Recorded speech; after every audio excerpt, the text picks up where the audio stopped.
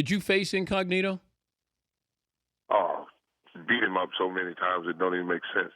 One time he kicks me in a game and calls me the N-word, and I look at him, I say, oh, you want me to punch you in the mouth, so they kick me out the game. I said, I got a better plan for you. I'm going to beat your quarterback up so they cut your ass. Wait, so he's calling you the N-word?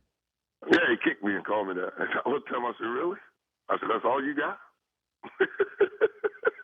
So it didn't bother you? Football game there. No. Just, come on. That's a term of endearment where I'm from. Yeah, but if a white guy calls you that. Come on, a football game, he's only want to get me kicked out. He don't want to fight because the only thing you got to do is call me after the football game. Just come over to the locker room and then say it after the game. And now we got a real situation. The Dan Patrick Show, weekday mornings on Audience.